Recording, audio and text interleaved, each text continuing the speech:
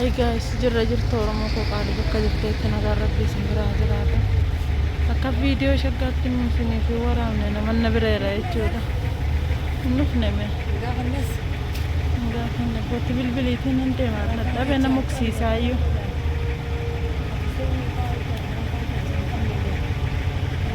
Akkasii du'aa naa godhaa please.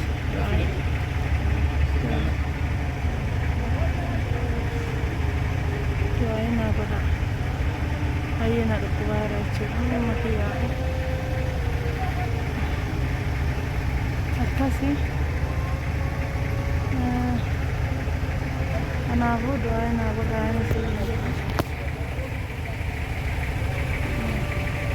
koo baay'ee yaa'u. Hedduun dhadhabe jechuudha.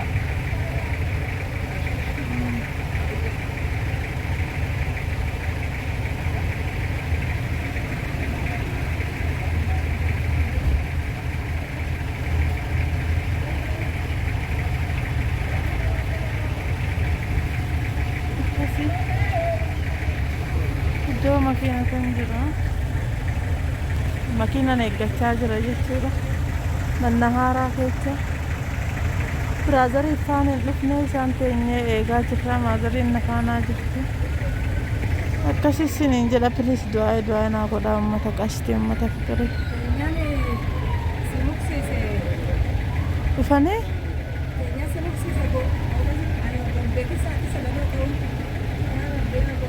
Daarafeen bulle.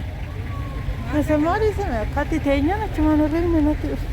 Sayyoona nyaata namni narraa fudhate mi'a jedhee kana giniin jedhe hoggasu.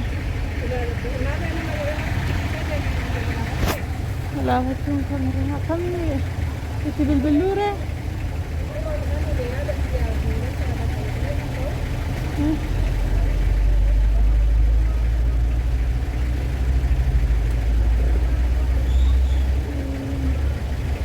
Abaaboon hin jirtu.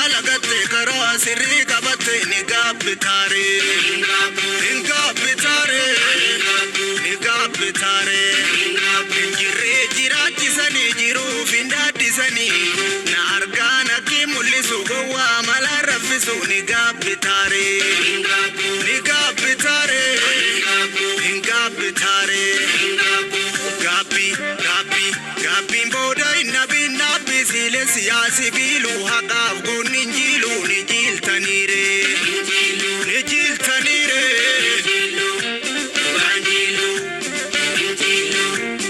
Walee toosaanii harma guutu walee maaluu goromsi rimeetti. Yaa walee namoomi laman duutu hingatiin ayyaana warra keeti. Yaa walee too amma wal soneessa walee maaluu barri kun ko'eessa.